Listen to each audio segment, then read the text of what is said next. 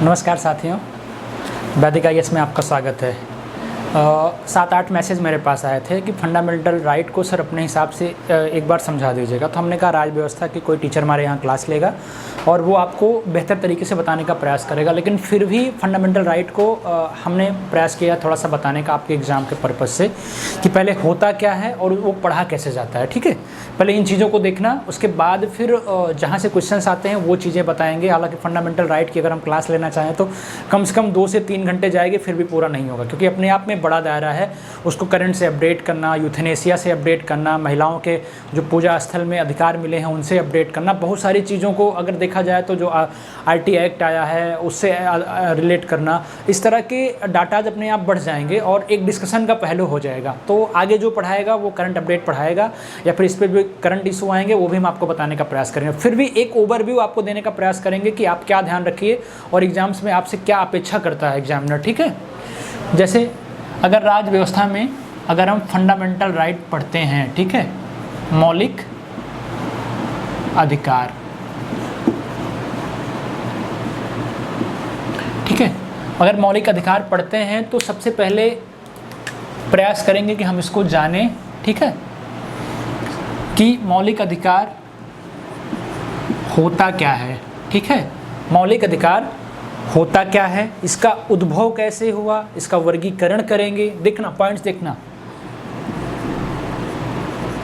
इसका उद्भव कैसे हुआ, ठीक है, इसका वर्गीकरण करेंगे।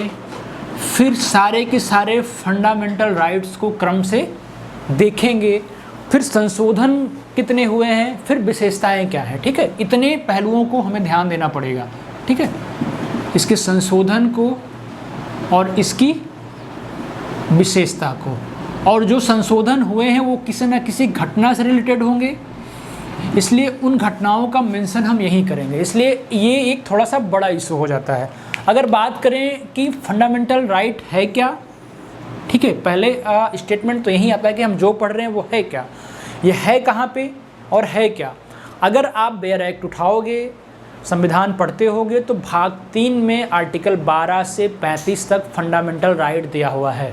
ध्यान से देखना, भाग 3 में, ठीक है, अनुच्छेद 12 से 35 तक, ठीक है, क्या दिया हुआ है, फंडामेंटल राइट के बारे में दिया गया है। और इसे क्या बोलते हैं, भारत का मैग्ना कार्टा बोलते हैं। ठीक है, इसी फंडामेंटल राइट को भारत का मैग्ना कार्टा बोलते हैं। अब भारत का मैग्ना कार्टा या मैग्ना कार्टा होता है वो हम बाद में बताएंगे, पहले इसके मेन पहलू पे आओ, है क्या, करता क्या है। हमने संशोधन में आपको बताया कि अमेरिका संविधान की प्रेरणा से बना हुआ है, मतलब फंडामेंटल राइट अमेरिका से लिया गया है। ये करता क्या है, ये ऐसे अधिकार हैं जो सभी नागरिकों के शारीरिक, मानसिक, नैतिक विकास को सुनिश्चित करता है। ये इसकी परिभाषा भी समझ सकते हो। ठीक है, ये अधिकार ऐसे हैं, ठीक है, देखो परिभाषा लिखने का भी तरीका, जो नागरिकों के, डायग्राम मॉडल का लिखा करो, ठीक है,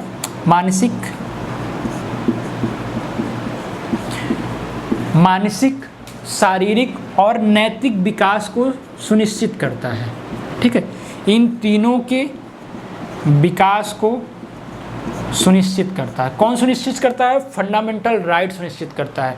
जैसे अल्पसंख्यक के बीच सुरक्षा की भावना को प्रस्तुत करता है ये। ठीक है, देश के विभिन्न सामाजिक, धार्मिक, आर्थिक, राजनीतिक समस्याएं जो होती हैं फंडामेंटल राइट को अपने आप में काफ़ी महत्वपूर्ण बना देती हैं, कि जो समस्याएं आती हैं उसको सॉल्व करने का प्रयास इन तरीक़ों से किया जाता है। इसलिए फंडामेंटल राइट काफ़ी महत्वपूर्ण विषय हो जाता है। ठीक है, अब रही बात कि भारत का मैग्ना कार्टा क्यों कहा जाता है या मैग्ना कार्टा है क्या। देखिए 13वीं सदी में देखा जाए तो 1215 की बात है। 13वीं सदी में जो ब्रिटेन का दस्तावेज था वो ब्रिटेन की संवैधानिक व्यवस्था का आधार माना जाता था। इसको मिटाते हैं, देखिए समझाते हैं आपको। जो इसको भारत का मैग्ना कार्टा बोलते हैं, अभी हम इसी पे हैं या फिर इस पे कह सकते हैं। 13वीं सदी तक जो ब्रिटेन का, ठीक है, 13वीं सदी तक जो ब्रिटेन का संवैधानिक व्यवस्था का आधार माना जाने वाला क्या था, वहाँ का दस्तावेज था, जो इस समय का दस्तावेज था उसी को माना जाता था। ठीक है, फिर हुआ क्या, फिर थेम्स नदी के किनारे एक संधि हुई। ठीक है, ब्रिटेन के किंग जॉन ने थेम्स नदी के किनारे एक संधि पर हस्ताक्षर किया। उस संधि पर यही लिखा हुआ था कि कोई भी व्यक्ति कानून से ऊपर नहीं होगा। ठीक है, अब समझ में आया कि उसमें कहा गया कि कोई व्यक्ति कानून से ऊपर नहीं होगा, मतलब कानून सर्वोपरि होगा। इसीलिए इसी को भारत के संविधान में अप्लाई करो कि भारत के संविधान के मौलिक अधिकार को मैग्ना कार्टा क्यों कहा जाता है, मतलब मौलिक अधिकार के ऊपर कोई व्यक्ति नहीं होगा। यह संविधान भी मौलिक अधिकार के ऊपर नहीं होगा, इसका खंडन किया जा सकता है, संशोधन किया जा सकता है। जैसे उद्भव की बात अगर करें तो शुरुआत हुई थी कहाँ से, ब्रिटेन से 1215 में इस कहानी से हुई थी। उसके बाद फ्रांस में 1789 में जाओगे, हमने बताया कि स्रोत में कि स्वतंत्रता, समानता, बंधुत्व का संदेश वहीं से आता है। कैसे क्यों आता है, फंडामेंटल का राइट का उल्लंघन करने पर लुई 16वें को फांसी पर लटका दिया गया था, और ये वहाँ की जनता के प्रस्तुत के माध्यम से, उनके क्या कहते हैं, योगदान के माध्यम से हुआ था। उसके बाद आगे बढ़ोगे तो ब्रिटेन में 1791 में एक घटना घटी थी कि फंडामेंटल राइट को संविधान में शामिल किया गया। ठीक है, और शामिल करने वाला ब्रिटेन फंडामेंटल राइट को पहला देश हुआ था। ठीक है, ये याद रखना कि उसका 10वां संविधान संशोधन था, जिसके अंतर में बिल ऑफ राइट के माध्यम से इसको, या बिल ऑफ राइट के रूप में इसको मेंशन किया गया। फिर उसके बाद 1936 में क्या हुआ कि संविधान में इसका वर्णन किया गया अच्छे से, फिर वहाँ से ले लिया गया क्या कहते हैं, भारत में। ठीक है, ये हो गया एक उद्भव और क्या होता है उसके बारे में बेसिक आइडिया आपको दिया। फिर भारतीयों की विभिन्न तरीक़ों से मांग थी, धीरे धीरे इसका विकास या वर्गीकरण शुरू हुआ। जैसे कि कांग्रेस, भारतीय राष्ट्रीय कांग्रेस ने धीरे धीरे नागरिकों को दिलाने का प्रयास किया। 1895 में विधेयक लाया गया, उसके माध्यम से भारतीयों को दिलाने का प्रयास किया गया। या फिर 1925 में एनी बेसेंट के द्वारा क्या कहते हैं, उनकी मैगजीन में मेंशन किया गया। 1928 में जो नेहरू का प्रस्ताव था, नेहरू की रिपोर्ट थी, उसमें भी क्या कहते हैं, संविधान के मांग की बात की गई, फंडामेंटल राइट का मांग किया गया। उसके बाद फिर 1930 या 35 के करीब 31 में जब सेकेंड राउंड टेबल कॉन्फ्रेंस हुआ था, तो महात्मा गांधी ने भी मांग किया था फंडामेंटल राइट का। ये भी चीज़ ध्यान रखना, किस राउंड टेबल कॉन्फ्रेंस में, द्वितीय गोलमेज सम्मेलन में। ठीक है, ये याद रखना। उसके बाद 1945 में तेज बहादुर सप्रू ने भी क्या कहते हैं, इसकी मांग की या फिर फंडामेंटल राइट की वकालत की। तो इस तरह की घटनाओं को याद रखना अच्छे से। इससे होगा क्या ना कि आपकी समस्याएं क्या कहते हैं सॉल्व होगी, और आपको काफ़ी मतलब आसानी होगी समझने में चीज़ों को। ठीक है, अब देखिए कि फंडामेंटल राइट का एक बेसिक आइडिया लगा क्या, उद्भव और वर्गीकरण के बारे में। इसी में बहुत सारी चीज़ें आती हैं निकल के धीरे धीरे, जैसे कि ये प्राप्त किसको है, पहले समझना चीज़ों को। ये प्राप्त किसको है, तो ये प्राप्त प्रत्येक नागरिक को है। ठीक है, प्रत्येक नागरिक को प्राप्त है बिना किसी भेदभाव के, मतलब भारत के नागरिक को भी दिया गया है। भारत के नागरिक के अलावा भी क्या कहते हैं अन्य व्यक्तियों को मिला है जो भारत के नागरिक नहीं है, भारत में रह रहे हैं। समझ में आया, जैसे इंडियन सिटीजन को जो मिला है, और जो इंडिया के बाहर फॉरेन सिटीजन को मिला है कह सकते हो। ठीक है, ठीक है, विदेशी नागरिकों को प्राप्त है। तो इंडियन सिटीजन के माध्यम से, फॉरेन सिटीजन के माध्यम से कुछ आर्टिकल कवर होंगे। साफ साफ एग्जाम में पूछा है कौन सा आर्टिकल भारतीय नागरिकों को मिला है, कौन सा विदेशी नागरिकों को या गैर नागरिकों को मिला है। तो साफ सी बात है, आर्टिकल 15, आर्टिकल 16, फिर आर्टिकल 19, 29, 30। ठीक है, आर्टिकल 19, 29 और 30 ये सिर्फ भारतीय नागरिकों को मिला है। मतलब क्या मिला है, धर्म, मूल, वंश, जाति के आधार पर जो समानता की बात की गई है, अवसर की समानता की बात की गई है। 16 में अवसर की समानता की बात की गई है। 19 में जो स्वतंत्रता की बात की गई है अभिव्यक्ति की, वो दिया गया है। 29 में क्या है, अल्पसंख्यकों के बारे में दिया गया है, उसके बारे में जो उनके हितों के संरक्षण के बारे में दिया है वो इसमें है। फिर 30 में उनके शिक्षण संस्थाओं के बारे में दिया गया है। यहाँ पे अल्पसंख्यकों के हितों का संरक्षण है और यहाँ पे उनके शिक्षा के संस्थाओं के बारे में दिया है। फिर इधर जो बचता है, मतलब बचता है कि मतलब 14, ठीक है, नोट 14 20, 21, 23, 24, ठीक है, 20, 21, 23, 24 ये हैं क्या, आगे लिख लो। फिर 25, 26, 27, 28, क्रम से देखना पूरा, 25, 26, 27, 28 ये गैर नागरिकों को भी प्राप्त हैं। जैसे कि 14 में क्या है, समानता की बात कही गई है, ठीक है, व्यक्ति के समानता की बात कही गई। 20 में क्या है, 20 में अपराधों के लिए दोष सिद्धि का अधिकार है, ठीक है, ये भी इंपॉर्टेंट है, ये क्या है, गैर नागरिकों को भी प्राप्त है। 21 में क्या है, प्राण दैहिक की स्वतंत्रता है, वो भी गैर नागरिकों को प्राप्त है। 23 में मानव दुर्व्यापार के बारे में या बलात्श्रम के बारे में दिया गया है, वो भी अच्छे से देख लेना। 24 में खतरनाक उद्योग में जो क्या कहते हैं 14 वर्ष के बच्चे काम करते हैं उनका प्रतिबंध है।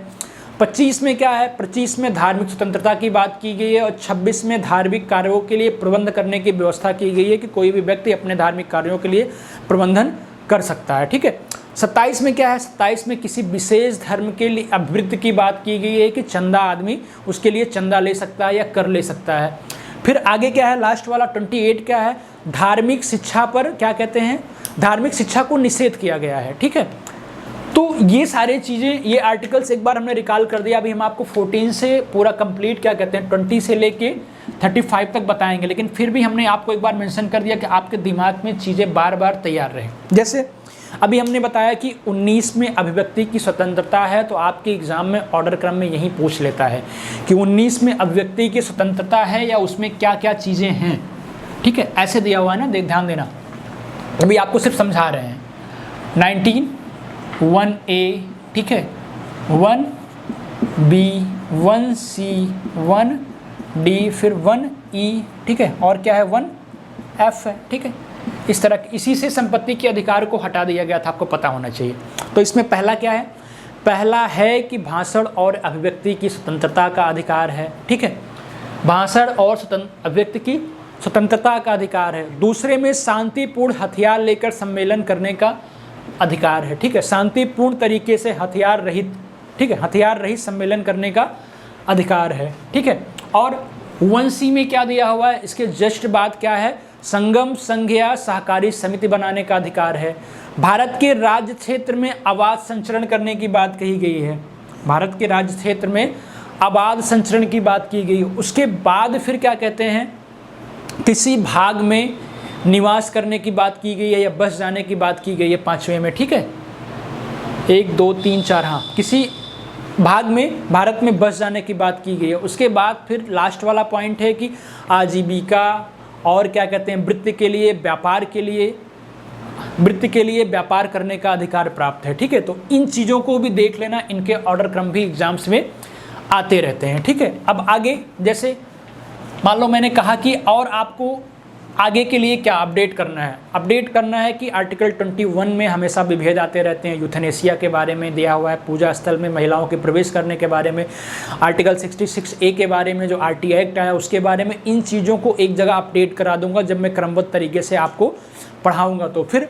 संवैधानिक उपचार का अधिकार भी इसी में है, बंदी प्रत्यक्षीकरण है, परमादेश है, प्रतिबंध क्या कहते हैं, परमादेश है, प्रतिषेध है, उत्प्रेषण है। इन सारी चीज़ों को भी एक बार एग्जाम में देख के जाना। ये PCS का सबसे इंपॉर्टेंट पहलू होता है। जैसे कि बंदी प्रत्यक्षीकरण में सबसे पहले व्यक्ति को प्रस्तुत किया जाए, उसके दोष को सिद्ध करने का अधिकार प्राप्त किया जाए, अगर नहीं हो रहा है तो उसको 24 घंटे के अंदर या कुछ समय के बाद क्या किया जाए, मजिस्ट्रेट के सामने प्रस्तुत किया जाए। परमादेश में क्या है कि न्यायालय अधीनस्थ न्यायालयों को कुछ आदेश दे सकते हैं, या फिर प्रतिषेध में क्या है कि कुछ न्यायालय जो क्या कहते हैं क्षेत्रगत होते हैं उनको सुनवाई का अधिकार दिया गया है। इस तरह की चीज़ों को एग्जाम में देख के जाना, ठीक है। अब आगे बात करेंगे, ये हो गया आपको समझाने का तरीका। फिर इसके संशोधन और इसके विशेषता के बारे में देख लीजिए। देखिए संशोधन और विशेषता को जानने के पहले एक बार हम जान लेते हैं कि वो छवो जो क्या कहते हैं मौलिक अधिकार हैं वो कौन कौन से हैं, उसके दायरे में क्या क्या आता है। जैसे जो 6 फंडामेंटल राइट्स हैं, ठीक है, उसके दायरे में कौन कौन से आर्टिकल आता है। जैसे पहला है समानता समता का अधिकार, फिर स्वतंत्रता का अधिकार, ध्यान देते चलना। कुछ इस तरह आपको बताते हैं कि परेशानियाँ थोड़ा सा दूर हो जाए आपकी। ऐसे डायग्राम खींच लो, ठीक है। समता का अधिकार, स्वतंत्रता का अधिकार,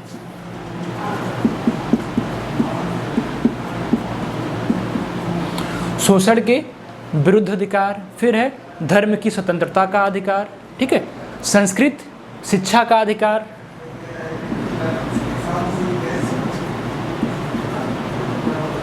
धर्म की स्वतंत्रता का अधिकार,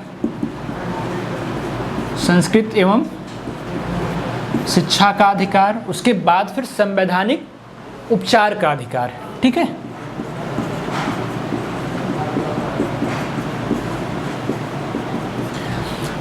बेसिकली क्वेश्चंस इसी आर्टिकल से आते हैं, या फिर हमने जो पहले बता दिया उससे आते हैं, या फिर इसके संशोधन से, इसके केसेस से रिलेटेड आएंगे, और कुछ भी कहीं से नहीं आता है। हमने फ्रेमिंग इसलिए किया कि आपको बताने का एक प्रयास करें। जैसे 14 से 18 तक का आर्टिकल कितना आता है, समता के अधिकार में आता है। 19 से 22 तक का कहाँ आता है, स्वतंत्रता के अधिकार में आता है। तो शोषण के विरुद्ध के अधिकार में 23-24 मात्र आता है, ठीक है, 23 और 24 आता है। धर्म की स्वतंत्रता में 25 से लेके 28 तक आता है, ठीक है। संस्कृत में 29-30 आता है, और संवैधानिक उपचार के अधिकार में 32 आता है। अब इसी के नीचे आप जो है इनको लिख लीजिएगा, 14, 15, 16, 17, 18, ठीक है। इसके नीचे 19, 21, 22 इस तरह से लिख लीजिएगा। फिर 23-24 के बारे में लिख लीजिएगा। इसको तो हमने थोड़ी देर पहले आपको बता दिया, 19 में जो 6 सेक्शंस हैं सारे बता दिए। 25 से लेके 28 तक लिख लीजिएगा, 26, 27, 28, इससे पढ़ने में आसानी होगी। 29, 30 के बारे में लिख लीजिएगा। 32 के बारे में जस्ट अभी थोड़ी देर पहले हमने बताया आपको, बंदी, प्रत्यक्षीकरण, परमादेश, निषेध, उत्प्रेषण, इन सब चीज़ों के बारे में बताया ना, अधिकार परीक्षा, तो ये हो गया।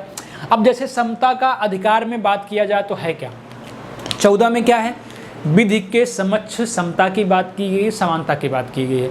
15 में धर्म, मूल, वंश, जाति के आधार पर स्वतंत्रता या समानता की बात की गई है। 16 में अवसर के समानता की बात की गई, और 17 में अस्पृश्यता का अंत है, छुआछूत का अंत की बात की गई है, ठीक है। और उसके बाद 18 में क्या किया गया, उपाधियों पर रोक लगा दी गई है, ठीक है। तो ये सेक्शंस आपके समानता का कंप्लीट हुआ। फिर स्वतंत्रता पे आप जाइए, 19 के बारे में हमने सारे सेक्शंस आपको कंप्लीट करा दिए हैं, अभी जस्ट 21-22 के बारे में बताया। उसके बाद फिर शोषण के विरुद्ध के अधिकार में जाओगे, 23-24 में क्या मिलेगा, 23 में मानव दुर्व्यापार के बारे में दिया हुआ है, और 24 में जो कारखानों में बच्चे काम करते हैं उनके नियोजन पर स्वतंत्रता है, ठीक है, कि उन्हें रोका जाए। और फिर अगर आगे आओगे आप धर्म की स्वतंत्रता में, तो वो भी हम अपने आपको भी थोड़ी देर पहले बताया कि 25 में क्या है, अंतःकरण प्रचार, धर्म का अंतःकरण करने की छूट दी गई, प्रचार करने की, मानने की स्वतंत्रता प्राप्त है। 26 में धार्मिक कार्यों के प्रबंध की बात की गई, और 27 में क्या, उनके करों के लिए, वृद्धि के लिए करों की बात की गई है। 28 में क्या किया गया है, शिक्षा संस्था में धार्मिक जो उपासना होता है उसमें शामिल होने का भी अधिकार प्राप्त है, ठीक है। तो ये सारी चीज़ें इससे रिलेटेड हो गई, मतलब धर्म की स्वतंत्रता से हो गई। और संस्कृति शिक्षा की जो बात की जाए उसमें क्या होगा, उसमें 2 आर्टिकल्स हैं, 29-30 है। 29 में अल्पसंख्यकों की भाषा, लिपि के बारे में दिया गया हुआ है, उनकी संस्कृति के बारे में दिया गया हुआ है। और उसके बाद 30 में शिक्षा संस्था की स्थापना करने का प्रावधान अल्पसंख्यकों के लिए दिया गया है। 32 को हमने आपको आराम से बता दिया। तो ये सारे आर्टिकल्स आप अपने आप रट लेना दिमाग में, कोई गलत नहीं होने चाहिए। उसके बाद फिर हमने कहा क्या, हम विशेषता और संशोधन पे जा रहे थे। पहले विशेषता को आप देख लीजिए, समझ लीजिए, फिर संशोधन की बात करते हैं। तो इस तरह से डायग्राम बना के पढ़ने से होता क्या है कि हमारा नोट्स भी क्या कहते हैं, थोड़ा सा इजी बन जाता है, इजीली बन जाता है, और सरसरी निगाह में हम देख के एक बार एग्जाम्स में चले जाते हैं, ठीक है। अब विशेषता में देखिए क्या है, विशेषता भी हमने आपको बता दिया है। अगर यूपीएससी में, पीसीएस में मेंस लिखने की आता है तो वही चीज़ें लिखना है कि संविधान के मौलिक अधिकार की विशेषता यह है कि ये नागरिकों के साथ साथ गैर नागरिकों को भी प्राप्त हैं। नागरिकों को ये आर्टिकल दिए गए हैं 15, 16, ठीक है, 19, 29, 30 दिए गए हैं। वहीं क्या कहते हैं, विदेशी नागरिकों को ये अधिकार प्राप्त हैं, ठीक है। उसके बाद फिर क्या कहते हैं कि लिख सकते हो कि यह अधिकांश राज्य के विरुद्ध है, और क्या कहते हैं 15(2) में क्या है, ये निजी राज्य के भी विरुद्ध है, इसलिए ये इसकी सबसे बड़ी खूबी है। उसके बाद फिर ये नकारात्मक और सकारात्मक है। नकारात्मक में क्या करता है, राज्यों की शक्ति को सीमित करता है, और सकारात्मक में क्या करता है, किसी व्यक्ति के लिए विशेष सुविधा का प्रावधान करता है। ठीक है, ये उसके विशेषता की बात हो गई। ये चीज़ें आप मेंस में अच्छे से लिख सकते हो। अब अगर संशोधन की बात करें तो कुछ संशोधन इंपॉर्टेंट हैं, इससे रिलेटेड देख लीजिएगा। जैसे पहला संशोधन इससे रिलेटेड क्या है, 1967 में गोलकनाथ बनाम पंजाब राज्य का केस आया था। उसमें कहा गया कि संविधान के किसी भाग में संशोधन किया जा सकता है। ठीक है, उसके बाद 368 में क्या हुआ कि मौलिक अधिकार को शामिल किया गया 368 में, और संसद संशोधन नहीं कर सकती, ये मेंशन किया गया। फिर थोड़ा सा आगे बढ़ोगे, 24वां संविधान संशोधन हुआ 1971 में। ठीक है, उसमें उसमें कहा गया कि अनुच्छेद 13 और 368 में संशोधन किया जा सकता है, उसको मिला के देखा गया। फिर कहा गया कि 368 में दी गई प्रक्रिया, जो इसके ऊपर 368 में दी गई प्रक्रिया द्वारा संशोधन किया जा सकता है, मतलब संसद को हटा दिया गया था। फिर सबसे इंपॉर्टेंट केस आओगे केशवानंद भारती का जो केस हुआ था 1973 में, उसमें क्या उसमें गोलकनाथ पंजाब केस को निरस्त कर दिया गया। ठीक है, तो ये सारे केशवानंद और 24वां संविधान संशोधन, गोलकनाथ अगर आपसे पूछता है तो किससे संबंधित है, मूल अधिकार से। पीसीएस में इतनी ही जानकारी की बात है, यूपीएससी में इसको डिफाइन करके अच्छे से पढ़ना पड़ेगा। फिर उसके आगे जाओगे तो 42वां संविधान संशोधन 1976 में हुआ है, जिसमें 368 में खंड 4 और 5 को जोड़ा गया।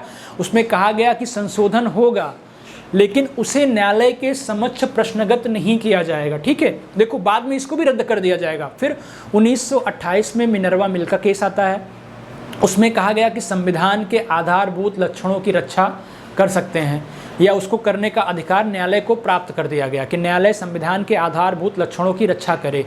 उसके बाद न्यायालय के न्यायिक पुनर्वलोकन की शक्ति प्राप्त की गई, और इसी के अंतर्गत जो 42वां था वो क्या होता है, खत्म कर दिया जाता है। मतलब न्यायालय के सामने जो प्रश्नगत का अधिकार नहीं था, अब न्यायालय के सामने प्रश्नगत का अधिकार हो गया। तो ये था आपका पूरा फंडामेंटल राइट्स। समझने का तरीका वनडे एग्जाम्स में आप कैसे एग्जाम्स की तैयारी करो, या फिर इसके सारे माइंड मैप डायग्राम बना के मेंस कैसे लिखो। धीरे धीरे राजनीति शास्त्र की या राज्य व्यवस्था की क्लास हमारे अदर टीचर्स पढ़ाएंगे।